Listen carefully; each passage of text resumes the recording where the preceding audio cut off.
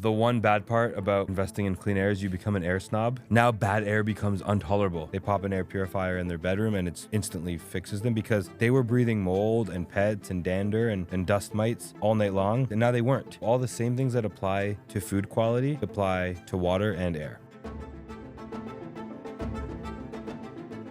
How did you start going down the CO2 rabbit hole and how it actually affects our body and how we're actually supposed to be feeling? Like my first experience with air quality was actually, I was preparing for a triathlon, going to get a bike fitting, and this guy starts to explain to me air quality on just like when you should and shouldn't be training outside. So he was just going so deep on air quality. I was like, man, I've never had anyone talk to me about anything so passionately in my life. And then fast forward a year, come down to Austin, a lot of people in the health and wellness space, some people starting non-toxic home products and things like that, start having a lot more conversations around mold. But I haven't really heard anyone talk about CO2 in the home. So I'm curious. So yeah, CO2, CO2 is really interesting because it's carbon dioxide, and have you ever heard that humans breathe in oxygen and we breathe out CO2? Yep. And that trees breathe in CO2 and breathe out oxygen? Yep.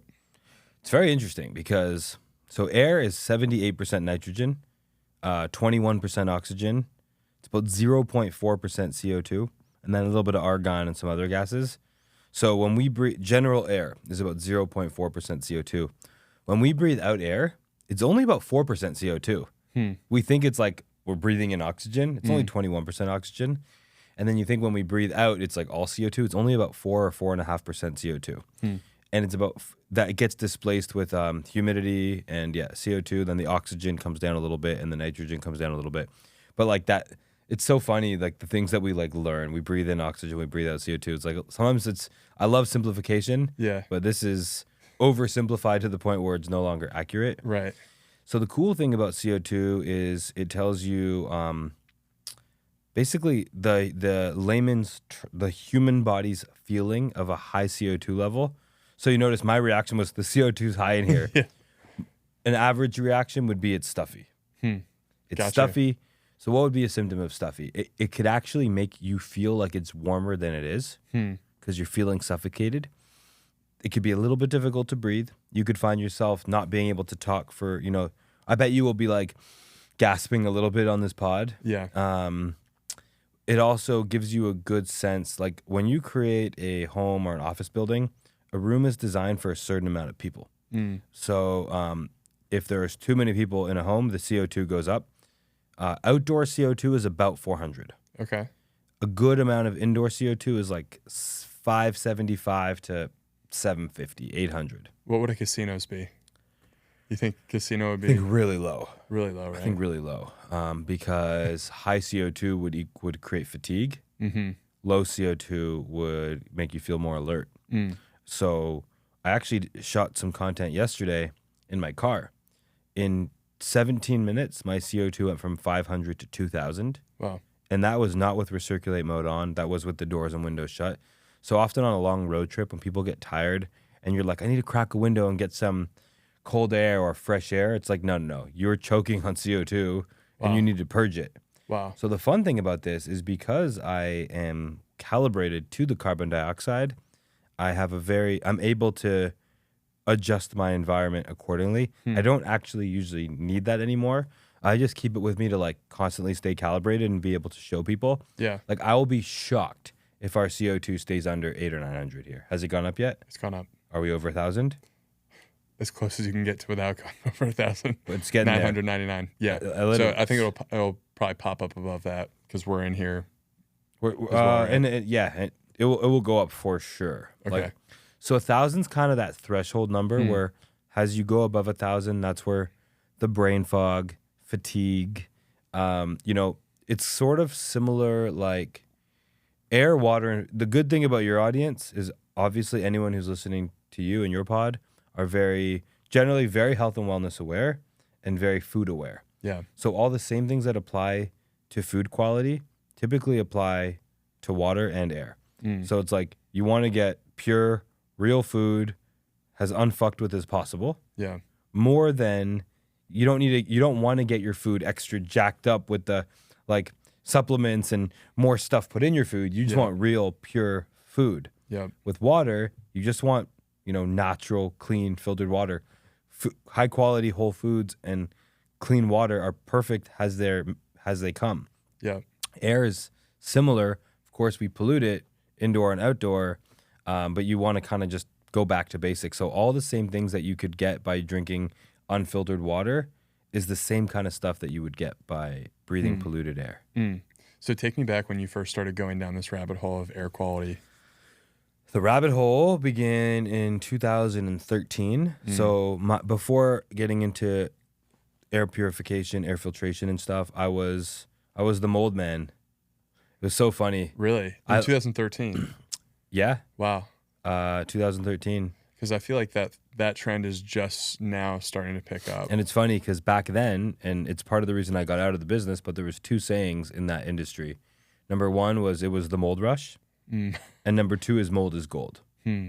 Because if you are a regular contractor or doing some demolition, maybe to gut a bathroom, you're going to get $1,000 just to like tear out the vanity, tear out the floor, the toilet, put it in a bin and haul it away, maybe $1,000.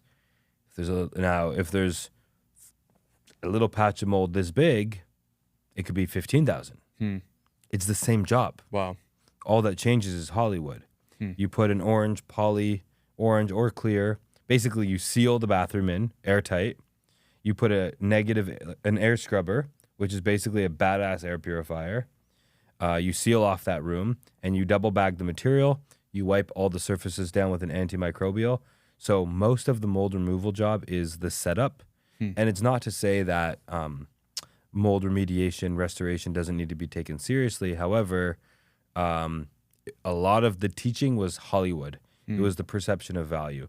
Wow. So if people get 5 quotes to remove mold, it's not uncommon to see quotes range from $3,000 to $20,000. Wow. And it doesn't sometimes the $3,000 guy is doing the exact same job as the $20,000 guy. Wow. He's just packaging it with less fear. And so do you think that fear is warranted? Like, is mold as bad for people as most people are out there saying it is? It's mold is an allergen, much like pollen. If you're allergic to pollen can really destroy the quality of your life. If you're not allergic to pollen, you may not even notice it. So it's an allergen. Mold is everywhere. So when we would go into a house and test the air quality for mold, we test indoors and we also test outside. That's called a control sample. And you're trying to see the difference between the indoor mold levels and the outside mold levels. So what happens is after rain or high humid days, but no matter what, there's always thousands of mold spores outside.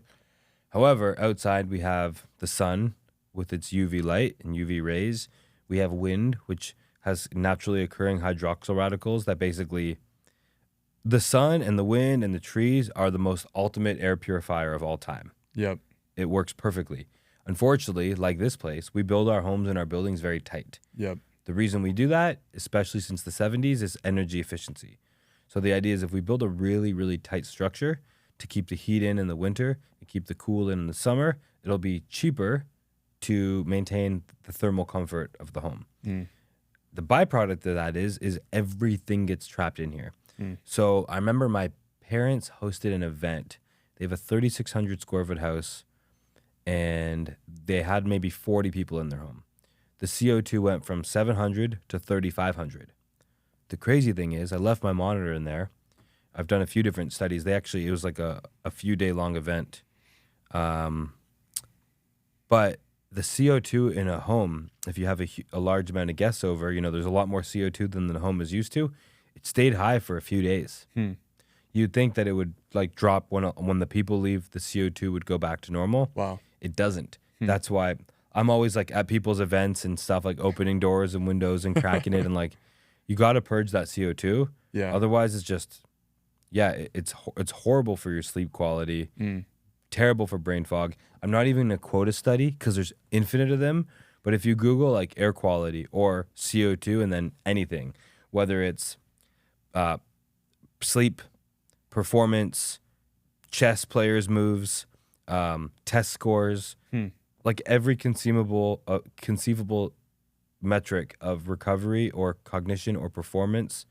Like a grandmaster in chess, their game theory optimal moves go way down with poor air quality. Right. SAT scores go way down. When people track their sleep with like an Aura or Whoop or something, their sleep scores are heavily correlated to air quality as well. Because like I call air during the day, I call it thinking fuel, and at night I call it sleep fuel. So is it more of an acute thing where you go inside is generally worse than being outside for air quality? So you're indoors, you're exposed to 3,500 metric for the CO2, and then it will just affect you for like 24 hours? Or are you talking about something that could affect you for days or weeks at a time? A lot of air stuff is more chronic than it is. Oh, wow. Like mold, for example, usually in like a flash mold exposure situation, generally speaking, you're not going to have a problem. It's when you have like high indoor levels of mold, whether it's visible, physical patch of black mold or just moldy air. Because like anyone who's talking about mold being a problem, they're really talking about an air problem, because you're not eating the mold, you're not drinking the mold, you're not rubbing the mold on your skin. So how is the mold getting your body? It's because the mold is in the air. In a cold climate during the winter, mold goes dormant. With heat and humidity, mold gets awakened basically. And when you get disturbed, whether that's from a subwoofer or construction across the street, but when the mold gets agitated and disturbed, it thinks it's under attack and it releases these mycotoxins into the air. It's basically like, mold is like ancient, wise, intelligent stuff. Right. If people are into mushrooms out there, mushrooms and mold are kind of the same thing. It's that same sort of fungal intelligence. And it's very good at surviving. So when it feels threatened, that's when it really releases into the air. We breathe it in and we have problems. So to go back to your question of like, is it worth the hype of being scared of? I think it's worth the hype of being aware of. But a lot of people are overplaying the fear. Like I said, it was called Mold is Gold and the mold rush. So whether that's detox or restoration, it's very sad the amount of people who move into a home, get their house tested, someone's unwell, someone comes in, convinces them to spend hundreds of thousands of dollars gutting their whole house, moving them out of their home for 6 months, when they didn't really have a mold problem in the first place.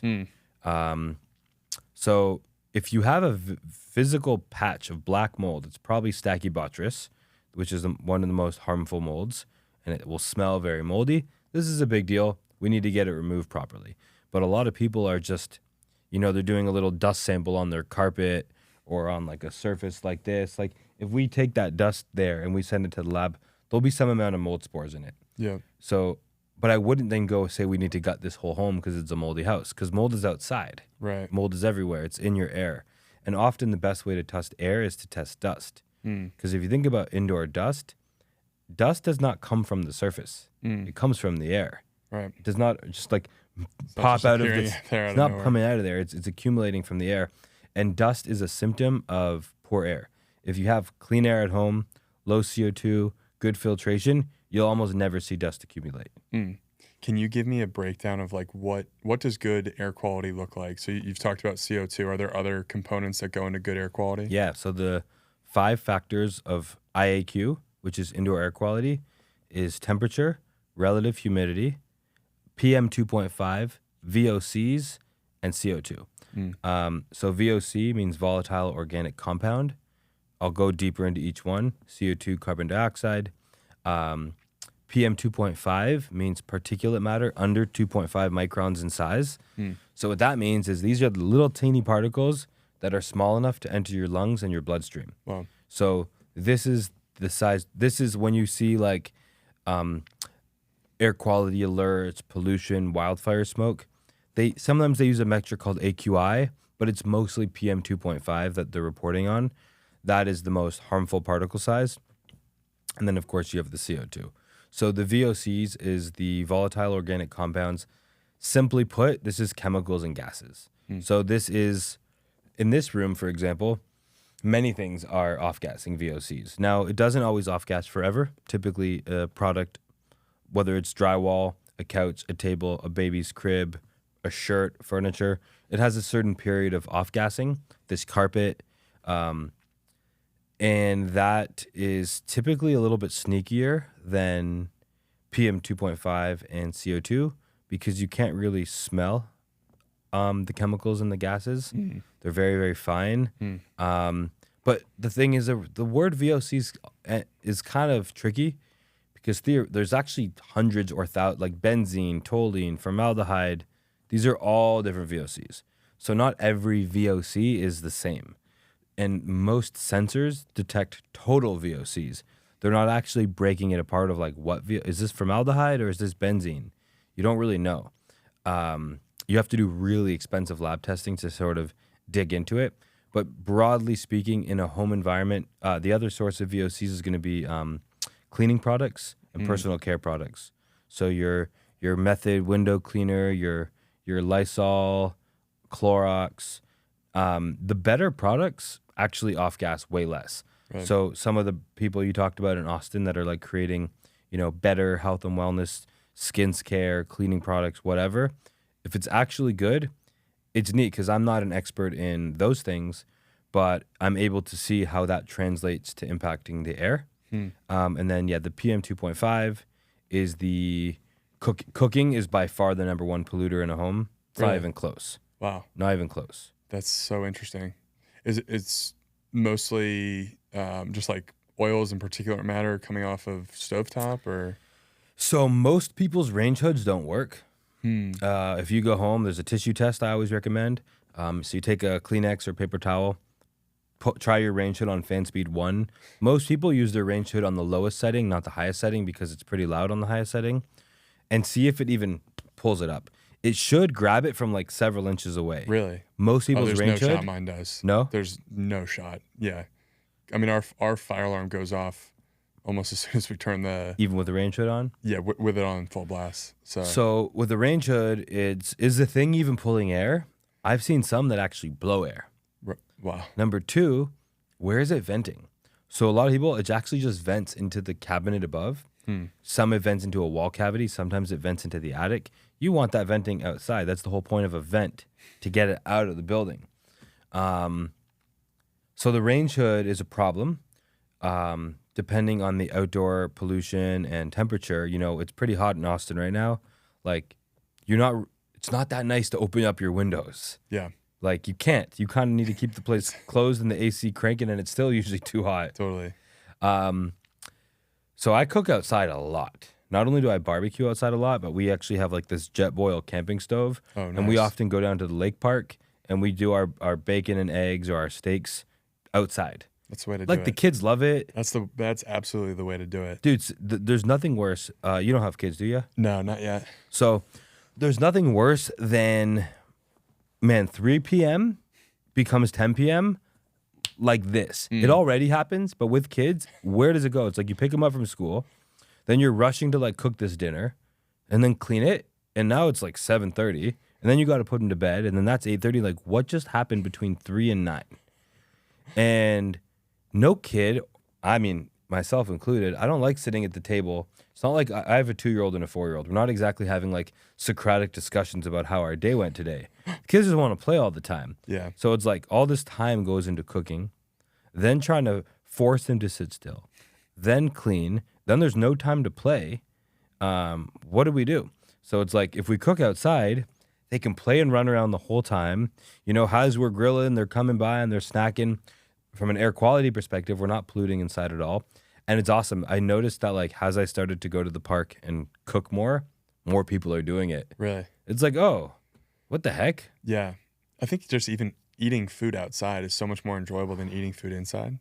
So much better. Yeah. Everything's better outside. Yeah. And I'm very okay. So I'll finish on the cooking piece because I think that's important. Yeah. There's two factors. It's not just it's not just that, like, even if you're eating crappy food in a nonstick pan and horrible oils, that's the worst. And you're going to see that in your air quality. But let's say you're using avocado oil or high quality tallow in grass-fed, grass-finished steak from a local farmer in a cast iron or stainless steel pan. We're doing all the right only way stuff. to do it. We're doing it all. Your air quality is still getting very polluted, like crazy. So if you smell the food in the house, it means you've really polluted your air. You shouldn't smell your cooking, because what happens is it's not just that you're breathing the meat. When you take protein and high heat, it creates byproducts. So PAH is the big one, called polycyclic aromatic hydrocarbons. When we would test a home that's been damaged from wildfire smoke, that's what we're looking for. Hexavalent chromium is another one. That's not as prevalent with cooking. But basically, you get sulfur dioxide is another one. So you get all these chemical reactions and byproducts of the high heat in the protein that are more harmful than the food itself. Also, even just the whether it's bacon or spicy peppers. Do you spicy food guy? Yeah.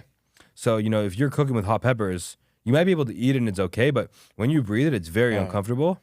Dude, there's like a spice blend that I use for my steaks, and every time that I cook with it, it gets thrown up into the air, and I start coughing. Or you obviously like eating it. Yeah, it tastes amazing. So when you put the food in your mouth, it lands in your digestive system. Yeah, that thing is awesome. It's so cool. It's really good at breaking things down, filtering stuff, keeping what you need, getting rid of the rest. It's awesome. When you inhale it, it goes into your respiratory system. It's not a digestive system. So that's where you irritate all your airways. It's for asthmatics can really feel it. But even if you're super healthy, your respiratory system doesn't really like we didn't have indoors until very recently. Yeah. So now all of a sudden we got these little airtight Tupperware boxes, and then we have high heat and smoke in there, and we hang out and we live in there. So it really impacts our respiratory system. So that's kind of it's kind of neat to think if I eat it, I have a digestive system. If I breathe it, it's respiratory. Yeah. And those two systems are not built the same. Yeah. So what other factors? You said cooking. Is there anything else that's going to cause cleaning? Pets. And then outdoor air becomes indoor air. That's where the air. It's hard to believe that where do you think all this air came from? Well, outside, of course. So what do you have outside? You still have pollen. You still have mold. And usually when we test a home for pollen, there's often more pollen inside than outside, because the pollen comes in and it gets embedded into the carpet, into the clothing, into the furniture, into the mattress, the insulation. And then anything that can get wet can absorb air. So, if it's like a hard surface, like this thing, if we pour a water drop on there, it's not going to be a problem. It's not going to absorb. So that means this is going to be easy. You could clean this no matter what. But if this carpet got spilt, if we spilt some wine on here, we're going to wipe it up. Yeah. If we spilt some wine on this carpet, we likely can never get it all out. So anything that can absorb water absorbs air. And unless you're deep cleaning your house and using a HEPA vacuum, it's very hard to get it out. So if you don't address things at the air level, then they get deeply embedded. So cooking, cleaning, and personal care products, hairsprays, shower products, and all these new natural soaps and conditioners and all that do make a huge difference. If you're using the just regular stuff you get off the shelf at CVS or Walgreens, even though I'm sure they carry some better stuff now too, and you go and blow dry your hair, it's going to be off the chain. Your whole house is going to spike. If you're using some better stuff, then it won't. I'm so interested how you got down this path. So I know you had done some remediations after wildfires up in Canada. Floods, fires, mold, and hurricanes. Okay. And was that kind of the spark for you to be wow, this is really actually impacting how people are living and experiencing their environments? If they have to deal with any sort of air quality issues, their quality of life is just much less. So it was kind of like a convergent path. In addition to the restoration, we were also doing air quality consulting. So if you were sick at home and you didn't know why, so usually it would go something like this. You're just chronically unwell, but you don't necessarily notice it. Maybe it's a cough, puffy eyes, allergies, itchy skin, not sleeping great. And then you go camping. You're like, yo, I feel amazing. And you come back home. And you're like, I feel sick again. And then this question comes in, is my home making me sick? And then that rabbit hole begins. And maybe you've done the allergy shots, the doctors, the detoxes, you're doing it all, and you still aren't getting better. But then you go camping and you feel great. What's happening here? So in addition to the restoration, we would do consulting on air quality.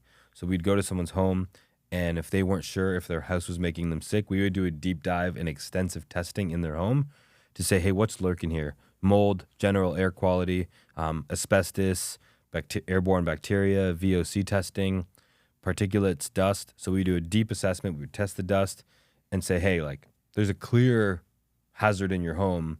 You might want to deal with this. And it was frustrating because I would test people's air and test their homes, and their air was never great. It's kind of like when you go to the doctor and you get a blood test. Man, in Canada, I didn't even know. It's funny, like, once again, I shouldn't say the States because Austin is this little weird health bubble. Yeah. Which is great. I'm happy to be in this it's bubble. Amazing. But like, to me, it was always just, I'm going to go get a blood test. I never even thought to ask the question of what are they testing for in my blood. It was just a blood test. And it was, hey, we'll call you like if there's a problem. But otherwise, they don't call you. And then you find out it's like they tested your blood for like 4 or 5 things. And then here I got like private medical and they tested my blood for like hundreds of things. I'm like, oh, of course. How did I not realize that? If someone's like, I'm testing my water, my reply is, for what? What are you testing it for? You could test the water for anything you want. You could test water for friggin' CBD or THC if you wanted to. Like, you could test anything for anything. So if someone's like, I'm getting my carpet tested, I'm getting my air tested, my water tested, you got to follow up with a for what? I went off track there. Where were we? Where are we going with that? So basically, so how did I get into this stuff? How'd you get into it? Yeah, so we would assess the home, and it typically wasn't optimal. But if you look at like standards, it was fine. And this was after some sort of... adjacent to, same timing. Okay, cool. Throughout 2013 to like, for 5-6 years. Gotcha. Is when I was in restoration and air testing. Gotcha. They go very much hand in hand. Gotcha. So it was frustrating because also when we would do mold removal, and then we would mold, fire, flood, and then at the end of the house, you would test the air and give them a green light for the family to move back in.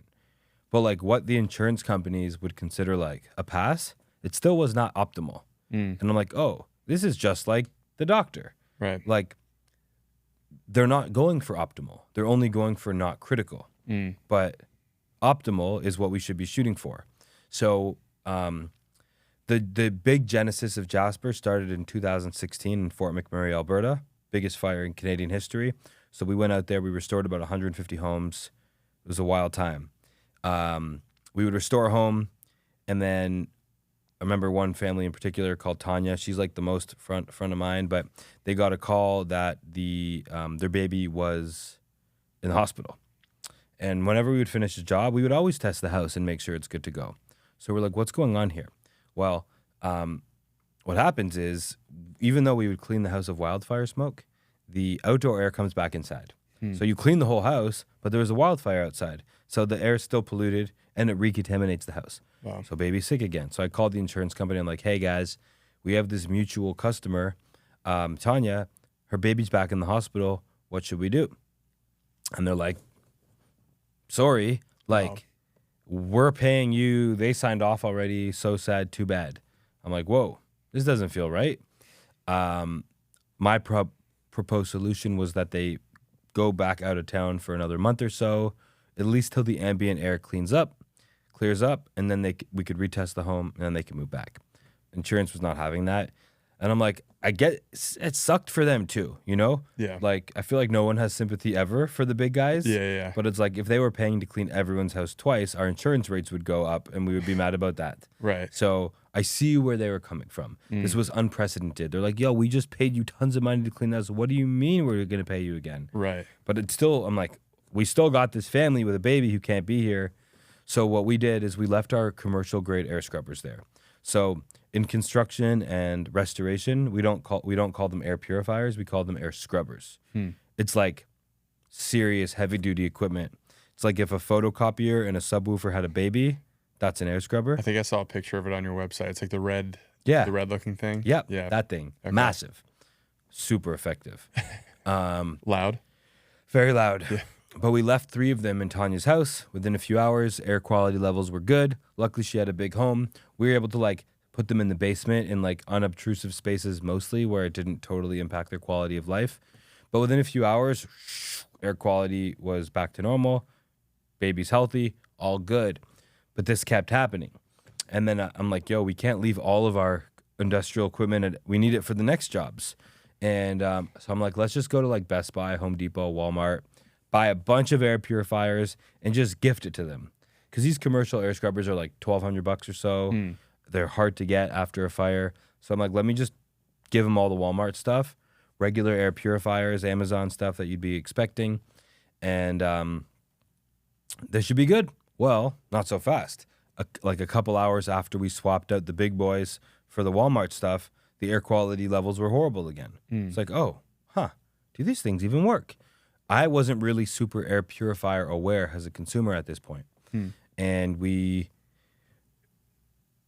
I came to the best analogy I have for most little portable air purifiers is it's like trying to heat your bathtub with a kettle. It's the best analogy I got.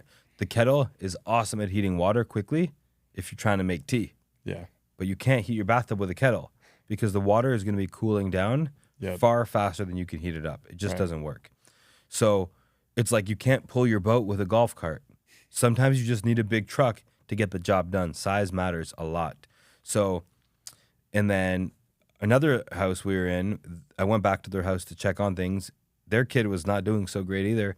And they had unplugged the air scrubber and put it in the closet. Even though they had a sick kid, I'm like, yo, Angela, what are you doing? She's like, I know, Mike, I know, but it's so loud and it's so ugly. So she's like, I know the air is a problem, but she's like, I just can't live with this truck in my living room. And I'm like, I don't blame you.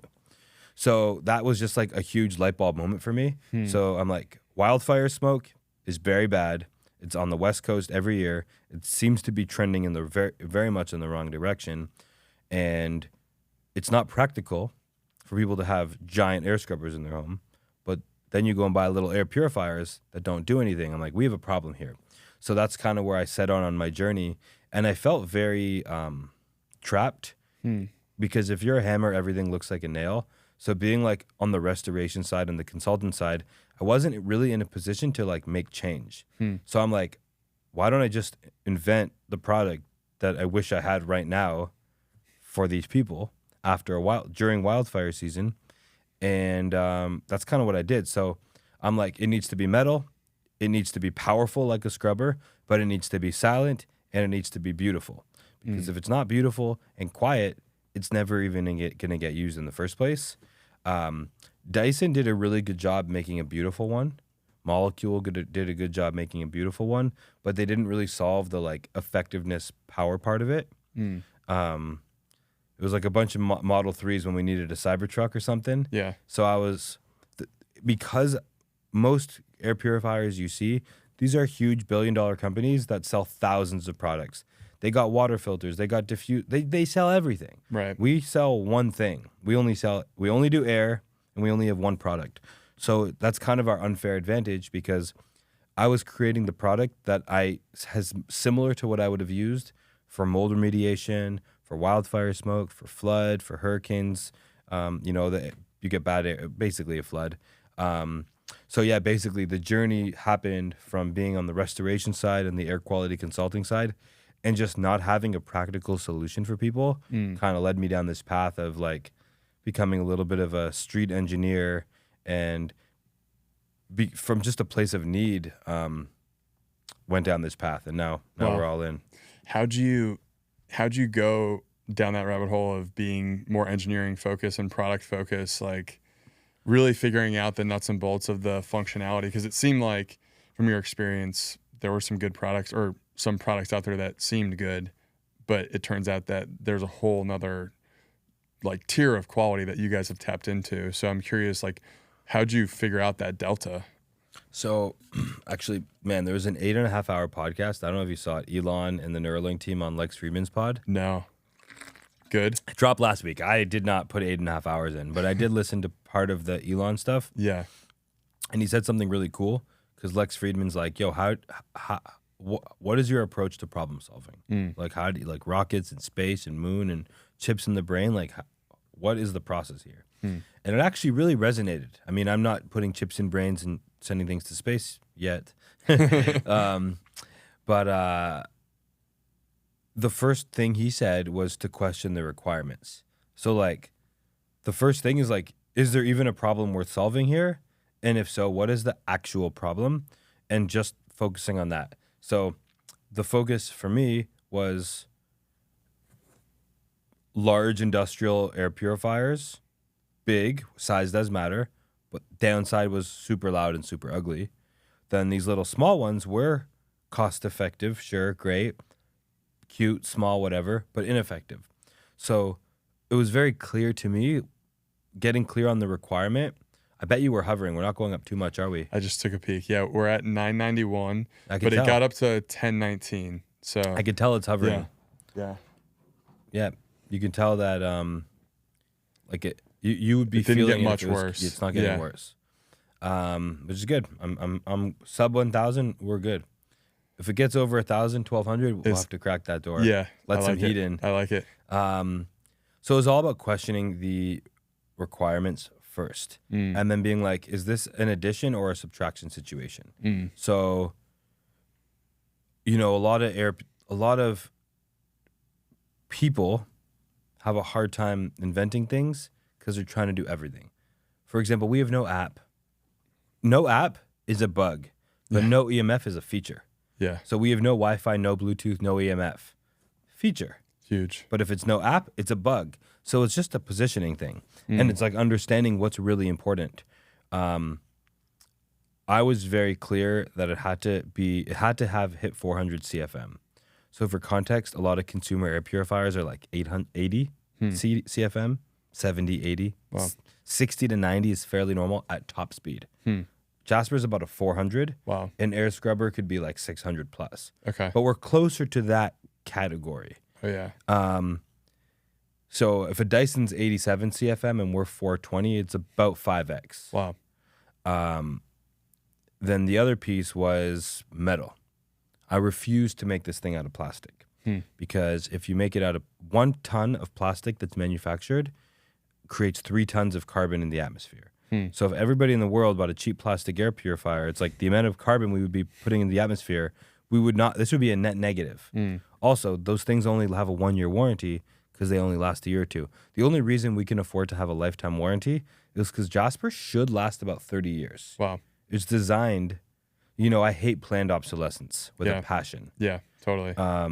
So I think so I was very clear, and it's like, it just came down to understanding what is an air purifier. For us, it's a steel tube, a high quality fan, a high quality motor, a good filter, a good sensor. And that's it.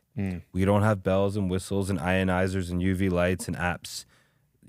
Man, I saw dishwashers have apps now. Dishwashers have apps. What is going on? Why do we need that? We do not. Yeah. And so first it just came from being ruthlessly clear on what needed to be done here. So then what I did is I went down the path of, the whole engineering process was over 3 years. Wow. So the first thing was, let me go find every air purifier factory that I can. I also started visiting cities with the worst air. So I went to Hong Kong and Bangkok and Kuala Lumpur, Malaysia and Mexico City. I'm like, I didn't go to Delhi. They have the worst air. But I'm like, let me go where the air is horrible. Wow. And get a sense of what's going on here. So have you been to China? Are those places where you feel like you need to wear a mask outside? I feel like I need to stay inside with an air purification system running. Really? Because the mask is suffocating too. Yeah. So I could see why you would want that though. Right. But I mean, I just prefer not to go to those places. Yeah. I've only ever been to Hong Kong, and the air quality was not good at all. It's not good. Yeah. So I remember when I was in like even Singapore, which didn't have that bad of air, Kuala Lumpur, Bangkok, like, man, air in Asia, air purifiers are everywhere. Really? They're much more air aware, probably by 10 or 20 years. So if you go to like a bank, it wouldn't be uncommon that like every single banker's room would have an air purifier in there. When you would go to like a restaurant, they often have these like 6 foot tall, 2 foot wide industrial air purifiers. Because they know. The same way we know we want to heat and cool our air, they are more aware that we also need to filter shit out. Is that a population density issue, or is that them just having like a bunch of cars, or is that natural? Just Do you mean why the air is bad? Yeah, why the air is worse. A lot of it is coal burning. Like in Beijing and stuff, they still use a lot of coal. They do a lot of agricultural burning. There is density, but there's a lot less. I mean, regulations for environmental stuff is a really nice privileged problem to have. Yeah. But if you don't have heat, you don't really give a shit if it pollutes the air. Right. I just want to be not cold. Right. So I'm willing to burn coal. So yeah, people generally are. It's not a lack of awareness, but because they are more aware. But yeah, a lot of the bad air and pollution is just like no regulation at all. Wow. Therefore, like everyone's just off gassing like crazy. You know, there'll be factories and industrial. Like for us, you know, the industrial production, the factories usually are separate from the cities. We know this here. We don't really have big smokestacks downtown. Yeah. Also, because of our land prices, it would be prohibitively expensive. So you'd want to manufacture further out. But also regulations. Like you couldn't get permitted to be downtown Austin and build your factory. So a lot of them, it's just like they don't have such regulations. So their polluting is very close to city centers. Wow. Yeah, car density for sure is a factor. Coal burning and then agricultural burning is something that is just horrible. But then because of the awareness, because they have the bad air, they've had it for longer, they got more aware. So I started to visit these places to see, and I could see the trend. I'm like, air is getting worse here too.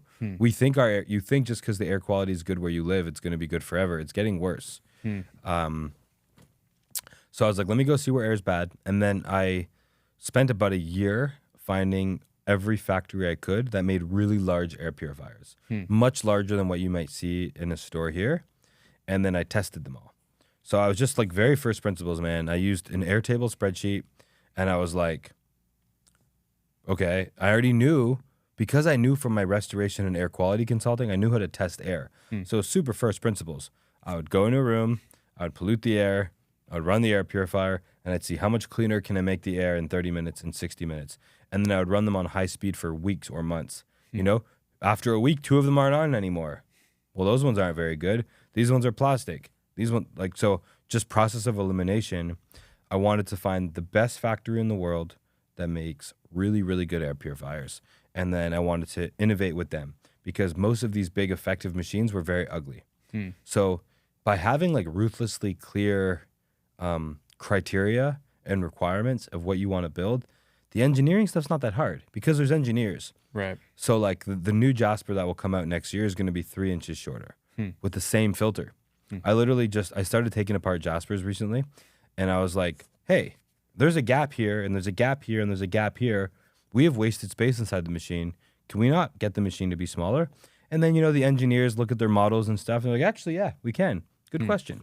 So by being, I consider myself like a ruthless consumer. So by knowing what I want, I can then question the engineers, and then it's just a lot of asking why not. And then they give you an answer. You're like, but why? And then eventually they get to the point, actually, maybe we can do this. So if you're really clear on what you want, and then because of that restoration background, I was qualified in terms of air quality and restoration. So then the making of the purifiers was actually fairly straightforward. Have you found that there's needed to be a big education curve to the consumer with the product that you guys have? Big. Really? Big. What resonates the most with consumers? Is it stuff we've already talked about? Sleep. Okay. Sleep and allergies. So you've been here how long? 3 years, almost 3 years. Yeah, me too. When did I land? I bought my house January 2022, and we got here. You guys got a house like 8 days later or something like that? Yes, and then we moved here in August. I mean, Austin's pretty good. But people talk about allergies here. All the time. It's actually a thing. Yeah, what's it? The cedar fever? Cedar fever, yeah. People talk about it. Yeah. Like, that's not a thing everywhere. Yeah. It's a thing here. People suffer tremendously from seasonal allergies. And the coolest thing ever is when somebody puts a Jasper in their bedroom and then they have no more seasonal allergies. I never saw that coming in a million years. I was making an air purifier for wildfire smoke. I never thought we'd be in the health and wellness and sleep and biohacking space in a million years. And if let's say in your bedroom, you have about probably this room too, actually maybe worse here.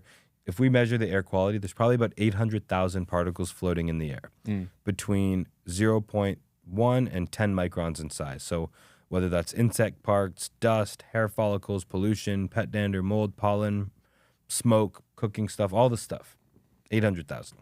We put the Jasper in there for half an hour. Typically that number is reduced by 95% very quickly.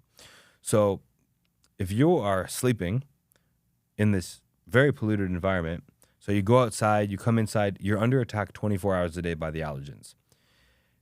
We're very resilient, but we need a break. So when someone's really beat down by seasonal allergies, now all of a sudden we spend 95% of our time indoors in the western part of the world. So this is a blessing and a curse. The curse is that's way too much time inside. Yeah. The blessing is this is the one environment you can control. So if you dial in your air quality at home, now all of a sudden you're breathing basically no pollen for 95% of the time. So now when you go outside, it's nothing. Yeah. Your Ben Azadi gave me this really nice analogy where he's like your stress toxin load is like a cup, and if it fills to if your cup is filled with water and you pour more water in it, it overflows. Right. Or if you shake it, it overflows. But it's very sensitive. If the cup is only 20% full, it can take more water. It can take a shake. It's not going to overflow. I like this analogy. I like that. Because when you are breathing clean air 95% of the time indoors, your toxin load is coming down dramatically. And now when you go outside, a little mold, a little pollen, I would have thought, what doesn't kill you makes you stronger. We learned that, but there's exceptions to that rule. And when you are able to be in that super, super clean air environment during 95% of the time, your tolerance to outside is so much better. You can handle it, not a problem. Sleep. I've seen people's aura scores go from a 60 to a 90. Wow. Like someone who's been tracking their sleep for years, it's just like bad HRV, bad sleep quality. They pop an air purifier in their bedroom and it instantly fixes them because they were breathing mold and pets and dander and dust mites all night long, VOCs, and now they weren't. So it's not like the air purifier is this magical silver bullet. It's that all the things you were breathing that now you're not breathing were really holding you down. So when you can dial in, I call air sleep fuel because it's our bodies need food, water, and air to survive. And when we're sleeping, we don't have food or water. Literally the only thing keeping us alive is air all night long. So it's just like you could imagine if you were drinking, think about the health impact from drinking pond water from the side of the road that you just found, which is basically outdoor air, or super filtered air. If you just took a shot of it once, you may not notice a difference immediately. But you might get sick, but chronically over time, drinking filtered water, your inflammation goes down, your autoimmune stuff goes down, your recovery goes up. So the exact same things happen when you have filtered air. It's very, very similar to filtered water. So you guys launched during COVID. What have been some of the big learning lessons that you've had as a founder since launching in 2020? So fun fact, our price back then was $19.75. Dang. They were $2,000. And you guys are down to $9.99. Wow, that's amazing. We went to $13.99 last year, $9.99 this year. It's going to be hard to get it lower than this. Yeah. But we were $2,000 because our cost just on shipping was about $500 each. Wow. Prices were crazy during COVID. And for the first year, freight prices. Just freight. Yeah. Our first 1,000 customers were basically all doctors and dentists. So we essentially only sold into the medical space during COVID. Wow. These were the people who really needed it to get back to business. And I was in Canada at the time, and in Ontario, they mandated every single dentist needs an air purifier in every room to get back to business. Oh, wow. That was our launch week. So we had a very explosive launch week. Wow. And then we had to scramble to get inventory and all that. But for we launched May 23rd, 2020, and we only turned e-commerce on February 2023. Wow. So for the first 3 years of the business, we had no e-commerce. If you wanted to buy a Jasper, you would go to our website, you would request a consultation. Wow. And then we would talk to people about their mold, about their COVID protocols, whatever it was. But it was a consultative one-to-one sales approach. And were you taking those sales calls? Or Probably 60% of them. wow. I had a small team, but like a lot of them were me. So we went from, and then the cool transitioning point happened was the dental hygienist would rave about Jaspers. In fact, when the Jasper would go down, because man, dentists have the worst air.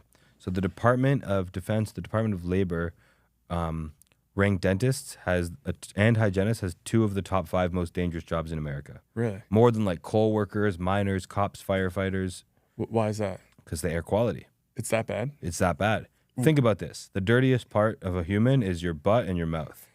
And these dentists are blasting high velocity water and air into your gum lines. So if the air quality during a dental procedure is off the charts. Really? And the dentist and the hygienist have like a little N95 mask, but the patient has nothing. Your mouth's wide open there, just breathing that last person's stuff. And even it's not just in that room, even in the lobby area, it's crazy how bad air quality is. All the bioaerosols. Wow. And then that because the way Jasper's designed, where it automatically detects pollutants in the air and kicks up, the hygienists would see it going up every time. So they got more air aware. So they refused to work at the office unless the Jasper was in their operatory.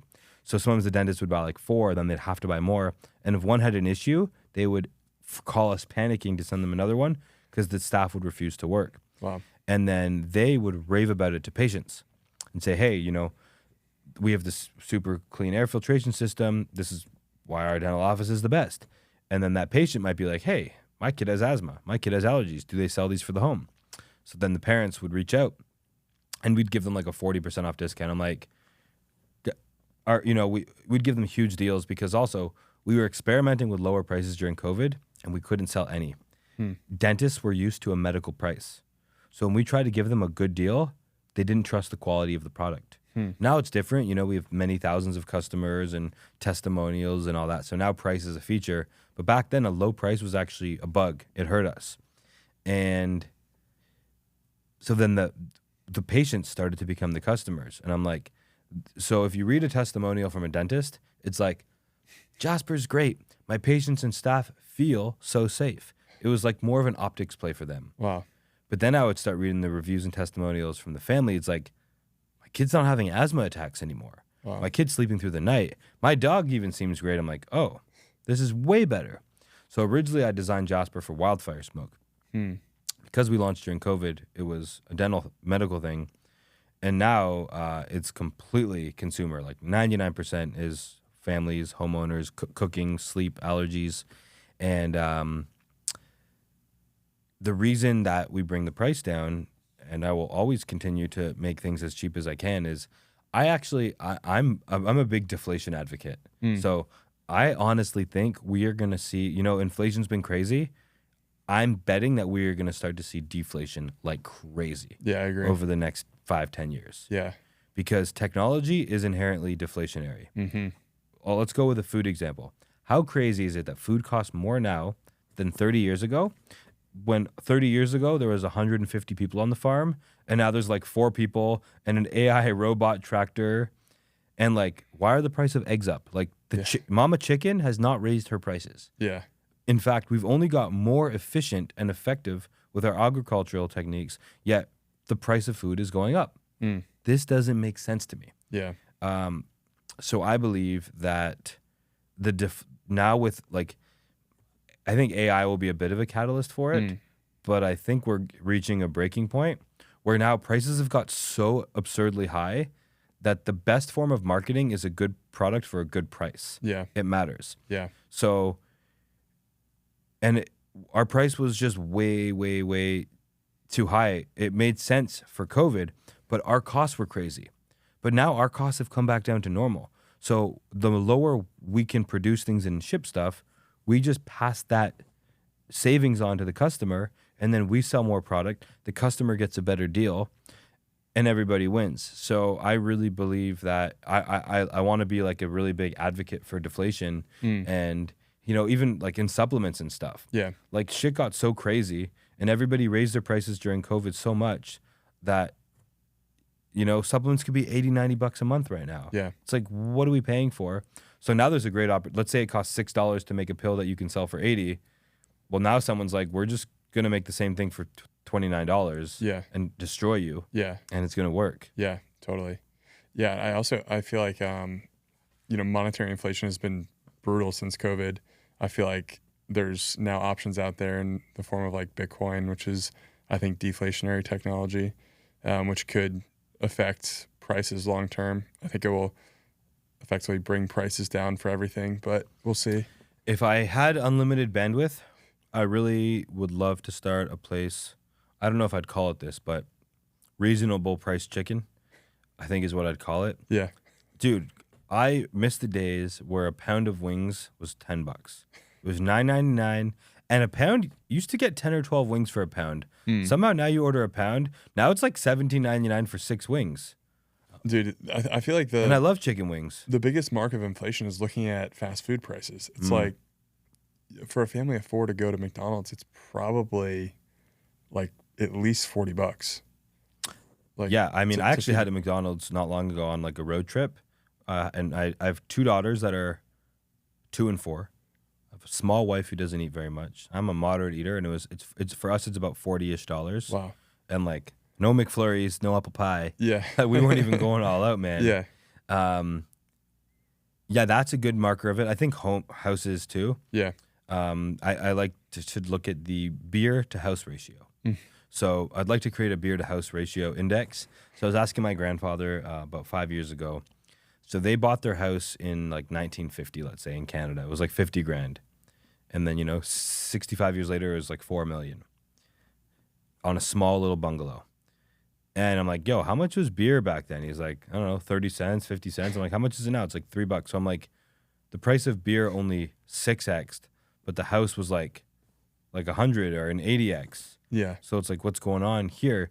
But yeah, it really shows up in food. But it made sense that everything inflated when fuel costs went up. Yeah. But then people got so freight has been an interesting one because shipping containers went from 2,000 to 20,000 back down to 3,000. Now they're about 8,000. So because at 20,000, half the companies just had no more business. Yeah. So then the freight companies were literally like, they had to lower their price, and it was a bit of a competitive marketplace. But like, if you just made a restaurant with high quality, you think that you need a couple businesses that I've been binging business biographies lately, like Sam Walton's book. Oh yeah, I've heard good things. Made in America. Yeah. Highly recommend it. Really? Or Geico. Wow. So Geico operates, they're the biggest insurance company in the country, and I believe like maybe the most profitable too.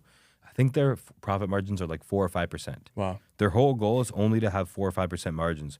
But it's like, we're going to be so operationally efficient that if anyone else tries to touch our price, they're going to go out of business. Costco does the same thing. Man, this is the coolest. So Costco doesn't have bags. They don't give you paper bags. Right. They just give you the boxes. This was a while back. So the Costco, if it was like even a few cents a bag with 150 million checkouts, I forget the exact math, but more or less, if Costco provided those little few cent bags per person, that would be $50 million a year. And this was like 10 years ago. So it's probably 100 million now. Yeah. So this is kind of the thing with Jasper too. We're operationally ruthlessly efficient. So if you want a medical grade air purifier, it's $2,000. We can do it for $1,000 because we don't have big fancy offices. We don't have jet planes and dinners and offsites. We don't have seasons tickets to the Longhorns. Yeah. We're ruthlessly efficient. I pay myself a minimal salary, and that is what allows us to compete on price. Walmart was the same thing. Like, they would find if, it was the matter of changing the price of deodorant or toothpaste by 50 cents was a huge difference for the consumer to buy from this store or this store. It really made a difference. So if you can have quality and price, you don't need anything else. You don't need you don't need an Instagram account with paid ads and Facebook ads and, a whole marketing team and all this flashy stuff, because it's like you just spent $300,000 on marketing where you could have just cut your prices in half and been ruthlessly efficient and give the customer an excellent product for an excellent price, Mm. and most people just don't know how to compete like that. So I think the coolest opportunity, man, like I can't do it now. We're just not at the point. Like, but like my ultimate dream, like 5 years from now, if I could get Jaspers, man, to like $4.99 and like $129 a filter, and all made in America, like that is That- like my that's you like can't my compete against that's that. you c- good luck. My competitors have hundreds of products, hundreds of staff, fancy offices, corporate executives being paid on public companies, you know, being incentivized by quarterly profits. They can't compete. Yeah. And I just love the idea of and I guess in fast food, the commodity price of foods must have just gone up so much. Mm. And I guess if Yeah. all of it rises equally, then they can kind of get away with it because Yeah. it's still that you're the cheapest one within that option. But Right. yeah, it's a thing that I really am fascinated by. Mm. How are you guys acquiring most of your customers today? Is it? Podcasts. I love that. It's all podcasts. So it's education focused, orienting it around. We don't have Google ads. We don't have Facebook ads. The only thing we do on Facebook is like the retargeting ad. So if someone comes to the website, we'll educate them a little bit more because everybody wants to make things into these 60-second sound bites. And hey, we'll probably do it with this a little bit. We will most But- likely. Ideally, the 60-second soundbite, the call to action should not be buy Jasper. It should be come listen to the podcast. Totally. Because in order to be educated, you know you can't just distill everything down to like a 2-second soundbite. Like a little tangent here is people always say, how many square foot does a Jasper cover? I'm like, square footage is the wrong metric. Do you have 8-foot ceilings or 16-foot ceilings? Air purifiers don't care about square foot. They care about cubic volume. Do you have a layout with 4 or 5 different rooms, or is it a big open space? Do you have a central air HVAC system or baseboard heating? All of these things are factors. So what really matters, it's like the best is 1 per bedroom and 1 in the kitchen. But everybody's trying to think through Amazon filter lens. It's like price and then like large room. Not everything's like, you know, like, yeah, sure, with a TV we can do it. I want the 45 to 50 inch or I want the 60. How big is my wall? How far am I sitting? What size TV do I want? Certain things can go into boxes, but like, I have a Sierra truck. I don't even know what the horsepower is. That was like 15 years ago. Yeah. Who cares about horsepower anymore? Now I'm like, is it comfortable? Are the seats good? Is it safe? Yeah. Do I enjoy the experience of it? Way more than like, what's my torque in my 0 to 60? Yeah. Like those are metrics that actually don't matter at all. Yeah.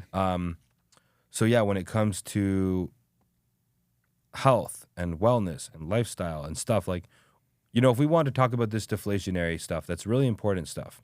You know, like if I could inspire entrepreneurs to get ruthlessly efficient and compete on price, this is something worth talking about. Now, what's the short-term attention span equivalent of that? Like an infographic? Like what are we doing here? I'm just gonna quickly scroll and like I get it now. Nah. So podcasts are by far number one, and then email. So I write all of our emails out myself. They're very, very educational first, very, very unsalesy. The whole thing is like, you know, there's not very many beautiful, high quality air purifiers with lifetime warranties. So I don't need to brag about Jasper. Right. I just need to increase air awareness and air consciousness. And then as a byproduct of that, for some people, we have a solution for them. If not, if they can learn to crack their window or fix their range hood or take off their shoes when they go in the front door or buy better chemicals or oils or whatever, I think we're doing our part here. We just want to kind of increase the environmental awareness and the environmental consciousness. And so it's all podcasts. That's amazing. Yeah. And I love the podcasting medium for founders. I think that there's so much power in tapping into other people's audiences, people hearing your story. Like word of mouth marketing is not dead. I think actually human to human trust when it comes to buying products is going to get more important because I generally think that consumers are going to get so digitally drained from buying everything off Instagram and off TikTok and based on these like very like sales focused tactics that, you know, purchases like an air purifier. It's like, are you going to buy that on TikTok or are you going to buy that after hearing the founder or somebody else talking about the product for an hour or two and explaining all the different reasons why it's an important product to have in your home? Where do you guys get your customers? Most of our customers have come through the show and through. So, where do you get the listeners? So we actually started writing online 2 years ago, and that was our start into the health and wellness space. Started writing about food history, grew a Twitter following. So that's been like our biggest. Are you still doing that? Yeah. Yeah. So that's basically our sales funnel is writing online, and then the podcast, and then. And we do some paid as well. So you research some stuff, you write some good stuff, and then you post about it online. Yep. And then people like what they hear. Yeah. They come and listen to you here. Yeah. It's definitely not what you'd hear in like the masterclass courses that are being sold online on how to market. But I do think that there's trust being built up over time with the way that, we have cool guests on talking about different things. What product did you guys launch? It's called Noble Origins. It's a supplement that's similar to what like an Athletic Greens did in the like greens powder space, but just meat focused. So it's a beef protein isolate, organ complex, collagen, and colostrum. So some of the most nutrient dense parts of the cow, all in one powder. So. And I've heard of Hardened Soil. Yep. Is it some overlap in that kind of niche? A bit, yeah. Similar. They're more pills focused. We're more powdered focused. And so how do you take it? So being a smoothie. Great. Yeah. I learned a lot about supplements a few years ago. I actually helped my wife start a supplement company. Really? And then we closed it down immediately because it was a mushroom gummy and it was not good. Really? And it didn't taste good? No, it tasted amazing. Oh, wow. But the supplement space is so interesting because it forces you to pretend to have a silver bullet. It forces you to be like, this will fix your sleep, your memory, your focus. Like nothing is going to get you. It's like nobody would want to buy something if it said this will make you 5% better. Yeah. But if they did like 10 things that made them 5% better, that would compound to being like twice as good. Yeah. And we were charging way too much. And we weren't it wasn't an innovative, unique product. But I got to learn. So I'm glad you used the powder because what I learned is gummies are often just extracts. The payload is so low. So I learned that gummies were like the worst. And then like tablets were a little bit better. And it was like gummy, pill, tablet, powders. Because the powder, you can have a pretty substantial payload. If you try to put your stuff into a pill, the dosage would be far too small to do anything. It wouldn't be efficacious at all. Yeah. So or you'd have to take, a bunch of the pills. I think that's like a good, for me, if I was you, from an education standpoint, of like why use a powder instead of a pill is super important. And like showing, I would love to see an ad where you have a pile of your powder and then you pour out a competitor's pill. Yeah. Just empty the pill beside. That. And then you have your powder beside. It's like, sometimes size matters, guys. Yeah. The quantity does matter. Yeah. It's like we have similar stuff, but like because of the form factor in a smoothie, you're going to get like 40x of it. You would need to eat this whole bottle every day. So they're selling you convenience at the cost of effectiveness. Right. Yeah, I like that. I think that the supplement industry too, just in general, it's like, people who are listening to our show understand our food philosophy, how we think about, real whole foods first. The supplement industry is called the supplement industry for a reason. Like this is additional to what you're already doing well. Do you guys have any plans to do any other products ever? Yeah, we I was actually thinking about this today on the way over because we've been talking about product innovation. So I think we're going to do a really premium colostrum product at some point. And then I've been recently thinking about potentially doing some sort of, I don't know if this would be under Noble or not, but like in the protein space, like a meat stick or like boxed beef, like ground beef with liver, heart, and kidney in it potentially, or liver and heart in it. And doing that under the Noble brand, I think could be pretty interesting. Would it just be, being like would it be protein, a food product? It would be a food product. So it would be a little bit of a pivot outside of the supplement space. I think it would be a good one. I think it would be good because we could kind of categorize ourselves a little bit more of like a protein company instead of just like a supplement business. Like I was at this wellness event in New York City a couple months ago, and I got hit with this massive awareness because it's my friend John Beer's company, Jack Taylor. So they're a health and wellness PR firm. So who was there? Whoop and 8 Sleep and those what are those sleep beds? Those 8 Sleep, or is it? No. Those healing sound therapy wave beds. Oh, I know what you're talking about. Opus. It's called Opus. And there was, all this Inside Tracker was there, and Momentous, and it was a media event. So I was just watching. The media would go around and then test all these different products. So like, I am very unbullish on the red light therapy industry. I've used it. It's fine, but it's hard to compete. I would watch the media go and use red light therapy, and then I'd listen to them talking like it's supposed to do A, B, C, D. But then I would watch them go and. So I'm bullish on products where as soon as you consume them, you can see and feel the difference and explain it easily. So, there was like these little lights. It was like red light therapy for your knee. But and you hear people talking about it, they're like, here's the benefits that guy said it has. Yeah. Not sure. Then you watch someone go in the cold plunge and they're like, whoo, Yeah. They're feeling it. Like sauna, you feel it. Totally. Cold plunge, you feel it. 8 Sleep, you feel it. So when somebody can, I don't care if it's McDonald's or chocolate, you can have the experience and have immediate feedback if you liked it or not. So that's why I love when someone can sleep with a Jasper in the room. They're like, whoa. It's that different. Oh, yeah. Really? Generally in the living room, it's going to be pretty profound with cooking.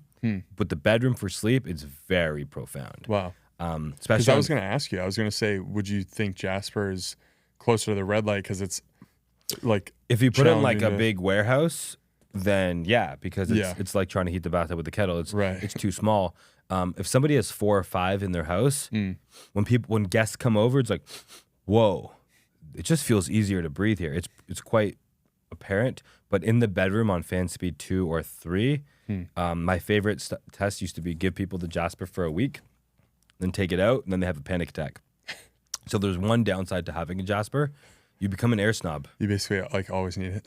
You always need it because it's like once you discover filter, like, you grow up, there was just water. It was tap water.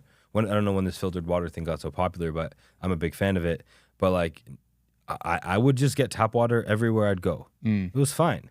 And then you think back and you're like, actually, come to think about it, when I was a kid drinking from the hose, it did taste kind of plasticky. And then now, once you start drinking filtered water, you can taste the tap water. You can taste the chemicals. You can taste it tastes horrible. So when you start breathing super filtered air, you become a bit of an air snob. I come in here like, your CO2 is high. Not horribly high, but it's high. It's we're in the yellow. We're not in the green. Where are we at right now? We're just hovering around 1,000, a bit over. Okay. But like, you want that thing in the green. The worst I've seen it. So, yeah, basically, like, that's where in a bedroom, air quality is definitely in the. It also depends on the person. If that person lives in like Costa Rica or Vancouver Island or the mountains, and their air quality is good, then it's going to be less noticeable than someone who lives in Austin, Florida, Los Angeles, has wildfire smoke, mold, allergens, pollen, things like that. For those folks, especially in their bedroom, it's less red light, more cold plunge. And then supplements are so tough. Yeah. Because it's when you're buying a supplement, ideally what you're doing makes sense because you're actually just selling the trust that the listener has in you. Like, they're trusting that you created a product that you believe in. Yeah. And you can explain that to them over a period of time. Makes sense. But when you're just like competing at a shelf at a CVS or a Whole Foods or something, and like you take this pill and like, I don't know. And usually when someone's on their health journey, they're doing lots of stuff at once. Yeah. So it's really hard to attribute like, what was the sleep? What was the working out? What was the diet? What was the supplement? I don't know. You throw the kitchen sink at it and then you like, do you care? Or are you just going to keep doing it all? But when you move to like a food product, like what Chomps did, or Honest Man, Jessica Alba's thing with like the kids' juice boxes. Oh yeah, so good. Just like have a juice with way less sugar. Yeah. Put the word honest in it. Yeah. Kid is happy. Yeah. Less sugar. You win. Yeah. Or like Chomps, and now there's Paleo Valley and these other companies as well. Yep. It's like I could give my kid a crappy snack or like a piece of meat. Yeah. But it's because it's packaged in like a nice, cute, fun to open thing. The kid cares more about the unboxing and the packaging experience than anything. Yeah. Like, they really care. If it feels like a new toy every time they open the snack, like, I could literally put in like a teaspoon of AG1 powder. And one of my daughters doesn't like to drink water. It's boring. But if I put in like a fraction of AG1, just enough to slightly turn it green, now it's called green drink or green juice, and she'll smash it. And it's fun. We gamified it. So I think what's cool in the food space, you get to tap into someone's like their hunger. Yeah. You know, supplements don't satisfy hunger. Food does. Yeah. They can munch it. They can smash it. So if you can give them like a high quality product that they can taste. So I think supplements is generally more red light and a high quality like a beef jerky that has a bunch of great stuff in it or doesn't have a bunch of bad stuff in it. That's also good portion, good consistency, good taste. Like those Truff hot sauce guys, man. Yeah. They made an expensive, bougie, awesome hot sauce, and I'm all about it. Yeah. People buy the $50 one to gift it. Dude, those things that's an incredible business. So and yeah, it took off quick. If I just like once I kind of added that frame, I can't unsee it. Yeah. So I'm like, in the future, if I'm ever launching a product or a new business, I want it to be the kind of thing where I can give someone a sample and they feel the benefits immediately. Totally. You know, like if someone's buying like turkey tail, reishi, chaga, lion's mane, they're like, might not feel it. But if they microdose some psilocybin, it's a knowing. Yeah. There's no debate if that product is felt or not. So Right. anytime you can like tap into one of our senses and satisfy it and give them an experience, I just think you have like an unfair advantage. Yeah. And you've seen a lot of these ice barrel companies or sauna companies just absolutely blow up the last 3 years. We've had a few of them on our podcast. And Do you do cold? yeah, I love it. I try to do it like a few times a week. Do you have it here? Yeah, they have it here. And then try to sauna like 2-3 times a week. But both just undeniably affect It's a natural high. your day. Yeah, totally. Yeah. So Cold plunge is that. coffee without the coffee. Yeah. Yeah, your mood is altered for the rest of the day. Like And here I find, let's say it's like we've had a pretty reasonably tempered summer. It's been way less hot than last year. Totally. I think we had our first 100-degree day yesterday. I think it was, yeah. It's just starting to get hot. Like it hasn't been that bad. Last year, June was hotter than it is now. Totally. And it's like a free sauna outside here. Yeah, dude. But like I found when I do cold, I'm not bothered by the heat for like 6 hours. Huh. It like internally chills me. Yeah. And I actually find that I used to be like 3 or 4 minutes at like 37 degrees. I was going for like warrior mode, as cold as possible. Yeah. But I find now with the heat here, like 55 degrees for like 9 or 10 minutes. I think that's the play. I think it might be. I think like 50 degrees is the perfect ice bath. For like longer. Yeah. Do it for longer, like, longer than 5 minutes. But I just feel way better after getting out of a 50-degree cold plunge than the one here is 33 degrees. I'm like, dude, I don't know about that. I just like shock myself. I mean, it definitely You feel it. it gives you the feels. Yeah. So one thing that I read about you, so you're obsessed with Notion, which I love. And on your Notion page, I saw on this timeline that you sold $30,000 worth of Lacoste t-shirts when you were in high school, 15 years old. Have you always been this entrepreneurial minded person? Yeah, it was I don't know if it was nature or nurture, but I literally like it comes with shedding some limited beliefs and some problems that came with it too, but mostly it was a great thing. But I was basically, dude, I made about $300K when I was 23. Wow. After remediating a flood. So I went from like 10K to like 300K in like 3 months. Wow. And I still lived at home. I was in my 20s though. I traveled tons. I went to like 50 countries. I was traveling a lot. Even I literally couldn't compute a mortgage or rent. I thought you save enough money to buy a house for cash, and then that's when you can move out. So at 26, with the fires, it was a pretty successful time, and then I moved out. But I literally was just told debt and mortgage is the devil, and so is getting a job. So I only knew entrepreneurial stuff. I grew up in like a medium, what's the word? Middle class. Yeah. Middle class, we we had all the stuff. It was fine. But it wasn't like unlimited money by any stretch. I wasn't given stuff. I wanted stuff. I usually had to figure a way to get the money. But I was very much introduced to business being kind of a game at a young age. So when I saw all these preppy kids at school buying these $100 shirts, and then I discovered Alibaba and I found that I could get them for $13. So I bought like 50 of them and then sold them for 40, and then I bought another 50 and then 500. And then I would sell them to the older kids, the cool kids, and they would sell it to the less cool kids, or they'd sell it to their parents.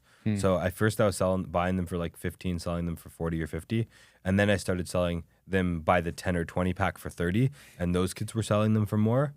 And then... so it was like your entire high school just wearing Lacoste t-shirts? No, that was a bit. I actually, my hustle after that was glass bongs. I designed a bong. I lived in Canada. Kids smoked bongs a lot.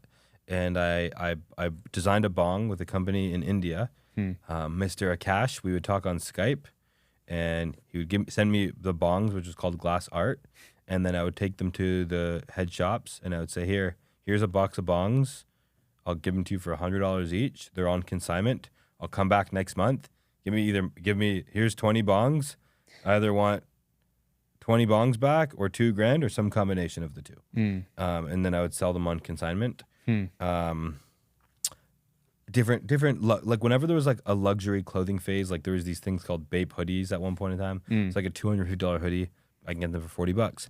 And then I got into cell phone repair, iPhones and Blackberries pre-Android. And so I was just always into being like, when I'd see a price for something, my brain naturally would see everything in like time and materials. So if it's like, wait, if it costs $100,000 to build a pool, instantly my brain's saying how much labor and how much materials. And if it's $80,000, I'm like, okay, fine. Maybe it makes sense to hire a pool company. But if it was $15,000, then my natural instinct would be, let's start a pool company. Yeah. So, man, I owned Rapid Electric. We did generators. In my 20s, I did generators. I did roofing. I did HVAC. I did cleaning. I did a little bit of pool stuff. I basically, whenever I would see like a high price service, I created a trigger for myself. Whenever there's a waiting list for something, it was a trigger to me to start that company. So like after there was an ice storm in Toronto, 500,000 people lost power for 2 weeks. So it was a 6-month waiting list to get a generator installed.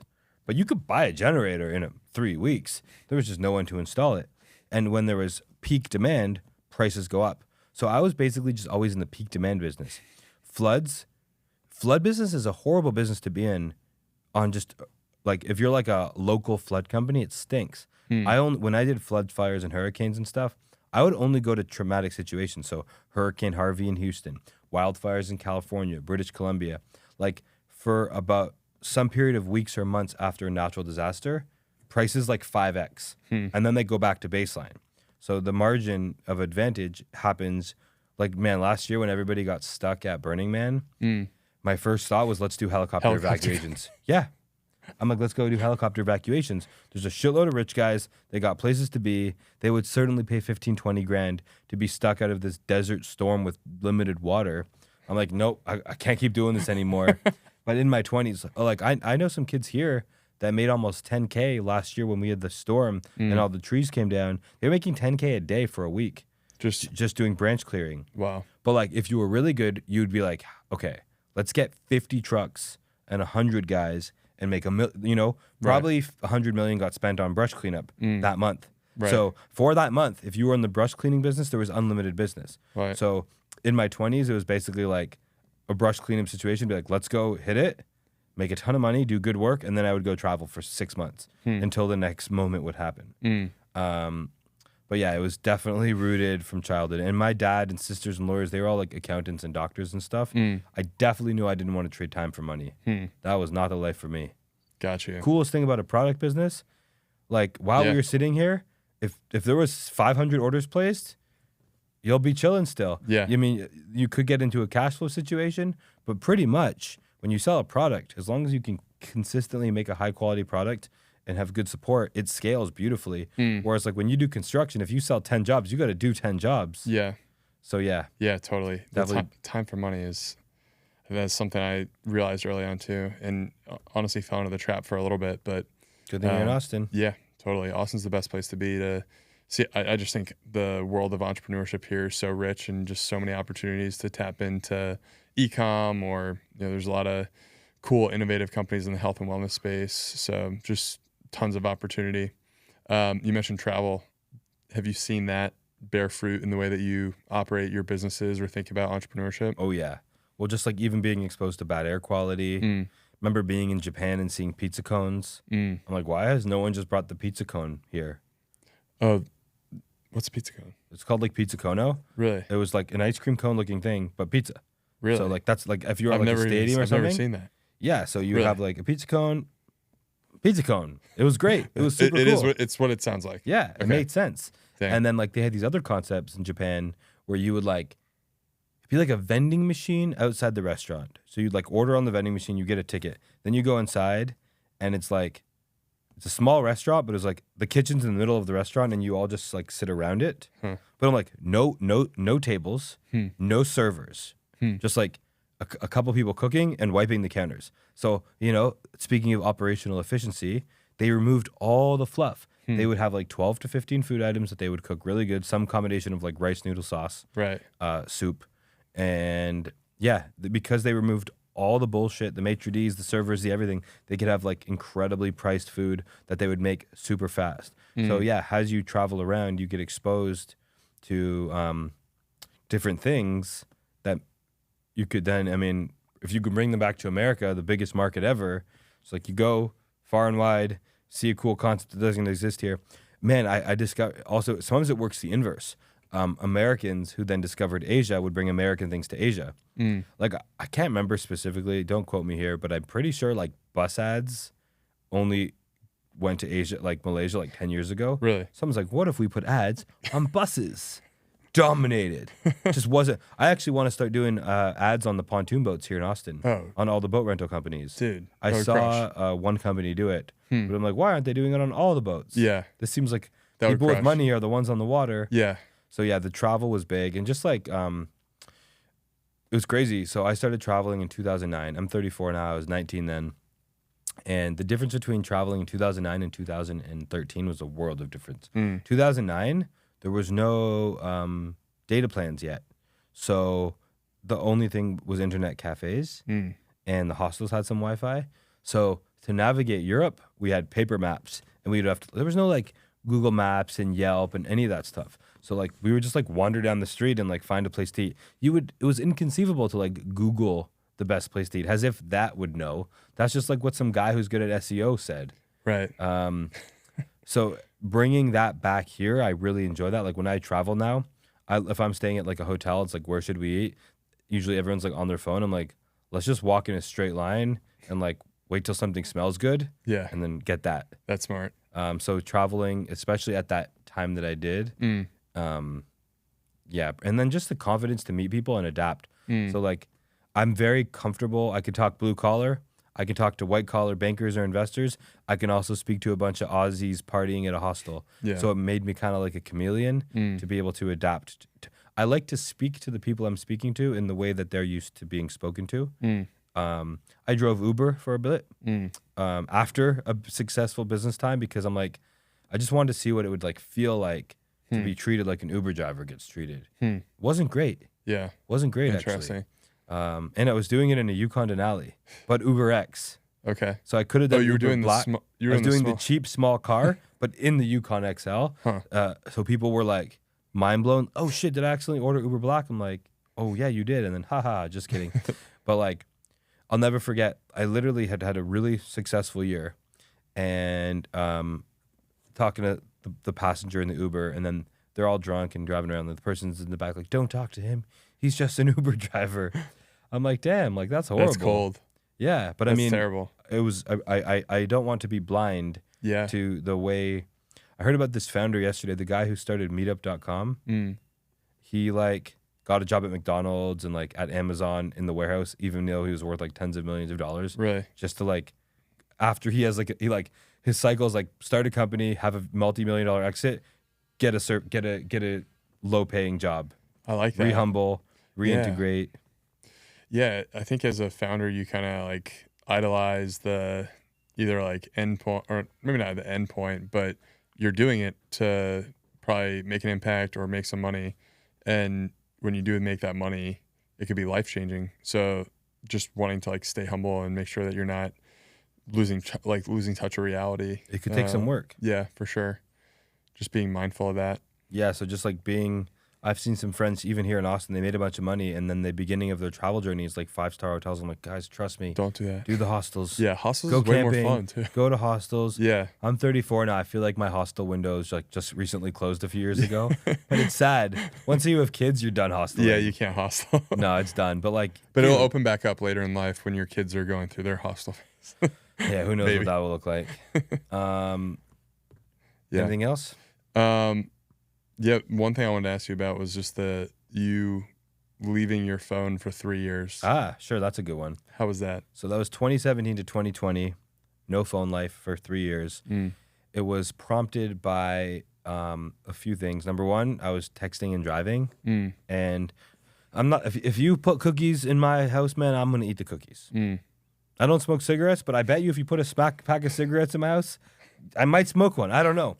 I've never been good at controlling the willpower by like not eating the cookies. But what I'm expert at doing is not buying the cookies, not buying the smokes, not not having the phone. So it's being an abstainer, not a moderator. Yeah, like exactly. That. So I couldn't not use the phone when I drove, but I could not have a phone. If I like put it in the trunk or in like the thing, I would grab it. But like I could just not put the phone in the car. Like, and honestly, it's kind of the way I live my life now, because if I'm ever in an unproductive or an unhappy state, before trying to figure it out, I always say, how can I modify my environment to be more conducive to success? So whether that means not having a phone or not having cookies, or not buying the bread, that's how I can modify my environment. Or, optimizing my bedroom with an air purifier and blackout shades and good lighting. I could do that. Yeah, I'm good at that. So the texting and driving, also my memory was very clearly getting worse. So man, I was putting it in, I'd be like, hey Siri, remind me in 3 hours to cook dinner. Remind me tomorrow morning to go to the gym. If you need Siri to remind you to work out in the morning, you're missing the point. Yeah. And you probably are going to not listen to her. Yeah. Like you have a memory. It's amazing. I was using my head, my internal compass was getting worse. So I was living in Toronto at the time. I would literally GPS everywhere I would go, driving and walking. Honestly, I'm falling victim to it a little bit here. Right. Where I just like get in the car and like throw in the Waze. Right. I met someone who's lived in Austin for almost 10 years, and they're like, I don't know where I am ever. Really? I've never even looked at the city on a map. That's so wild. I just know Waze. I mean, for traffic, like it kind of makes sense. Take a peek, see the traffic, and then go. So yeah, I was like using it for like walking around to like a Starbucks downtown. And then I remember hanging out with my grandparents, and I'm looking at sports scores every 2 seconds. I mean, I was betting, but I was also, I could gamble anywhere, anytime. In Canada, betting was always legal. And I could like look at sports scores every 2 seconds. I don't see an app for that. And she's not supposed to listen to me. When you say she's not supposed to do that. I don't trust that. I don't trust her. So I drank too much one time. I was, younger. And I lost my phone and I'm like, I'm just not going to replace this for a few days. And it felt amazing. And I'm like, you know what? The next time I lose or break my phone, I'm just going to not replace it. And it was funny because then a cab driver came to my house a week later with my phone. I'm like, shit, I just freed myself. But then sure enough, I like broke my phone or lost it again a few months later. And then that just was the 3-year journey. It's like eventually this phone you have is going to break. So imagine you said like, this is my last phone for the decade. So instead of like, I'm going to get rid of my phone, but like, this is all I got. I got to take care of this thing. Once it breaks or I lose it, like I'm phoneless until 2030. So it was kind of like that mindset, but it was 2020. So I lost the phone, had no phone. Wow. So I didn't have any kids yet. I got married in that window of time. So there was some hard things to overcome. Like, nobody could reach me when I was out and about. Right. But at my house, in my office, I had a computer, I had an iPad. Right. So I found myself, I'm like, how often do you even call someone now? You usually use FaceTime or Facebook Messenger call or whatever, Slack. Like how often do you actually like call a person? It's pretty rare. Yeah. Like you don't need phone numbers anymore. So I was like, why don't I just do the iPad or do the computer? And then I did that. And so my memory was quickly getting better. I was memorizing everybody's phone number. It all everyone's phone numbers came back to me. My head GPS was getting really calibrated again. So the bad side was, let's say for Rachel, my wife, she couldn't reach me. But the good side was, if you're with me, I'm 100% present. Yeah. So if I said to you, I'm like, yo, I'm going to meet you at this place and this time. By the way, there's no pivots. I'll be there and I'll wait 20 minutes in case you're late and then I'm out. Yeah. And I would carry a little tiny journal with me. So if you would tell me something, my favorite part about no phone, man, was not having the ability to Google stuff. It's so quick now that you have a desire for information. So you just punch it in your phone and you just trust that the top thing Google serves you is the truth. Right. Instead of like pondering it. It's like, hey, when was this thing invented? You're like, when do you think it was invented? Like you just like would outsource your wonder, your curiosity, and your thinking to just cheat and get the answer right away or what you think might be the answer. Right. And it's like when you go camping, like you have such awesome conversations because you're like, you take away the Google. So yeah, relationships got way better because I was fully present. And after the first year and a half or 2 years, I got an iPad with a data plan. I think that was the sweet spot. Really? I actually got another one again a few weeks ago. I might be transitioning back to phone free again. I like that. Because iPad's great. So I have an iPad in my bag. Yeah. It's not pocket convenient. It's not walk convenient. Yeah. It's not run convenient. But you can keep it in your car. I can pull over. I can do a FaceTime call if I need to. Right. So it's like, it's the in the pocket thing that's just too much. The convenience level is so high. So I find iPad with a data plan is like the perfect size phone. And originally when phones came out, they would like plug into your car. They were super big. And now they're like tiny and they have great battery and like cameras and everything. Yeah. So I really enjoyed not having it. And then when my daughter was born in 2020, I got it back. I'm like, what if, scared dad, I'm like, what if I have to call 911 and I'm with Aria and I don't have it? So I got a truck with OnStar instead. Okay. All right. I'm like, if I have OnStar, yeah, you're good. we're good. Yeah. I'll just push the red button. They're supposed to know when I crash. And now, yeah, I've been slipping down I had no phone for 2 months before Black Friday last year, and then Black Friday pulled me back in. Yeah. But I am entering a period probably in January where I'm going to go quite a long period of time with no phone. Honestly, it's like kind of like going back to the engineering requirements thing. You don't miss it until you've tried eliminating something. You don't know how essential it is or isn't. And like, it was profound. My memory got better. My presence got better. So I very much, I'm okay to live in a busy like life and have a computer at home. But when I go for a walk or I'm meeting someone, I don't really want to be tethered. Do you feel like a different, this is like kind of a weird question, but like a different person with and without I felt the phone? more myself. Yeah. And then I started to become a little bit judgmental of other people with phones, which wasn't a good thing because, you know, just because I wanted to have no phone doesn't mean everybody has to. So let's say we'd meet for lunch and you're like checking your phone a few times. I didn't realize it till later. I would just first feel like annoyed. And then I realized it's actually kind of interesting. Let's say I go for a walk with someone. I'm like, hey, I'm going to leave my phone. And they bring their phone and then they check it a couple times. Even if they just would have it in their pocket on, I didn't realize it was actually like making me feel bad. And then I think I was feeling the sense of feeling I was getting that I was not enough because just being with me on a walk wasn't satisfying them. They needed to also be connected to everyone they've ever met. Right. I was not checking their box of connection or companion on that walk, and they needed to be connected to everybody on a moment's notice. So, but you know, I just got more humble with it. I'm like, yo, I don't know if this person's literally kid is in the hospital right now. Yeah. A lot of people have a lot of stuff going on you don't know about. Yeah. So I just kind of like brought that kind of gratitude into it of like, hey, you know, maybe grandma's in the hospital, maybe their sister's about to have a baby.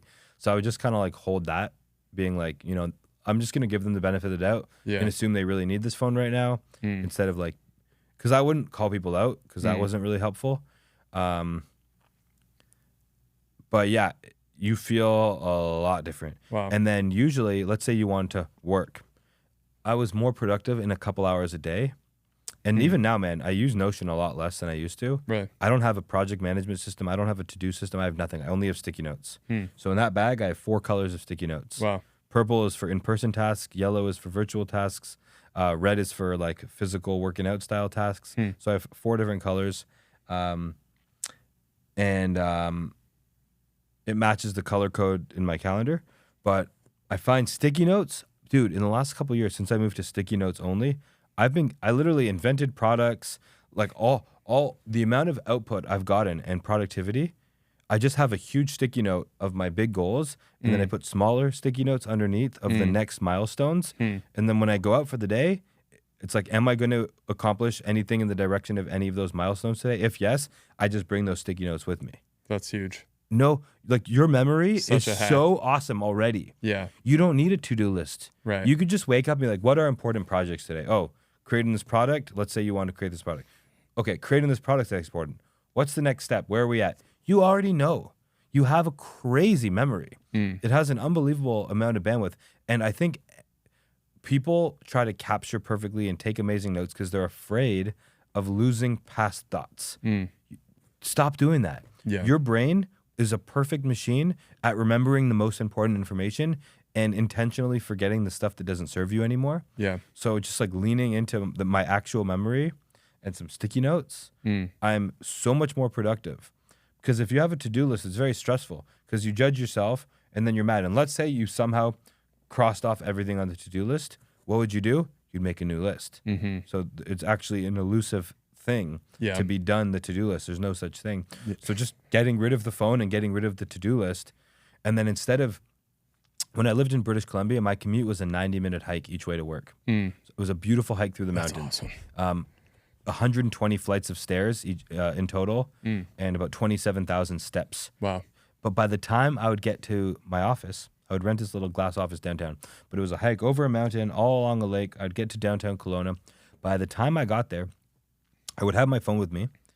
Through there, I would get realizations, and I would just send voice notes to people. And then when I get to the office, I only had 20 minutes of stuff to do because I was so clear on the stuff that mattered most, maybe an hour, and then I would head my walk back. So, and I'd stop at the beach, bring my little grill, cook my eggs, do my thing. But yeah, by increasing, Charlie Munger said, if all you ever do is think and read, all you ever have to do is think and read. Meaning like you'll be so wise and aware that you'll just make such few decisions and high quality decisions that won't require a bunch of busy work in between. So yeah, like somehow losing the phone. When I did my decade review, my goal by the end of this decade is to not have a computer or phone anymore. I want to have an assistant who lives on a secondary structure on my property or like a few minutes away, and she'll have a phone, and we'll just go for walk and talks together, and she can be like my conduit to the rest of the world. Wow. And then other than that, I'll just want to meet people in person. And living in Austin, there's enough people here that I don't need the whole world. Enough cool people. Plenty. Yeah. And if you keep doing cool shit, look, I came to see you today on your home turf. The more your pod grows and the more your reputation grows, the farther people will travel and fly to come sit in this chair. Yeah. And totally. you won't have to run around and chase them anymore. So yeah, I love it. No phone, no to-do list. Dude, I love it. It's so contrary to what the world is moving in, but I feel like it's another way to kind of just be a little bit more human, a little bit more present. And also like the amount of people, myself included, just struggling with all the different just overwhelming digital to-do lists and all the things that technology presents in terms of distractions. It's so easy to just waste time. Maybe the name for my pod will actually be something closer to like addition by subtraction. I like that. I want to find a new way to say that. A way that like hasn't been said before, but when you hear it, it's like... I'll think about it.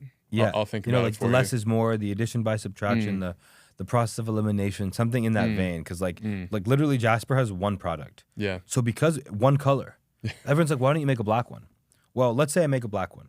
Now somebody buys the black one and the white one. Then they wish they had the white one. So our return rate goes up. Yeah. So our efficiency goes down. Yeah. And now we gave the consumer too many choices. Yeah. And now our now we have to raise our prices. Yeah. Now let's say we have 3 SKUs. I want to hire someone. I have to train them on 3 SKUs instead of 1. Instead, they could be a master at one thing. So, if otherwise the customer service reps normally have to be educated on dozens of products. So when you just make one thing, your whole team can just be an expert at that one thing. So I feel like never before have I been practicing the simple life this much in terms of health, wellness, food, productivity, Jasper itself. And honestly, Jasper's growing very quickly. So now I feel like I was unwilling to talk about this stuff before because like unless your results are Yeah. admirable, don't give a shit what you are Yeah. saying matters. Yeah, But totally. I get very excited about has Jasper helps more people breathe better, and then the company grows, and then the shit that I'm saying will carry much more merit because it's like, oh, you built that without a phone and sticky notes. Right. Yeah. I thought no phone would have been like you're a yoga teacher, like you did e-foil lessons on the lake or paddleboard lessons, like you would have been limited to like a coffee shop style business, not a global technology business with no computer, no phone. So yeah, that's the path. Unreal. Dude, I really appreciate you coming on the show. This has been great. How can people reach you and learn more about you? Wherever you listen to podcasts. Okay, Honestly, forget no Instagram. No, the best place to find me is searching my name or searching Jasper on podcasts. Different podcasts, we talk about different things. Like I'd rather be known for the long form stuff. Yeah. But we do have a special little offer for your audience today. Yes. Did you say you know what day this podcast is coming out? Yeah, it's going to come out next Wednesday. What day is that? August? Is that the 5th? Can you confirm? You got a computer. Let's be certain.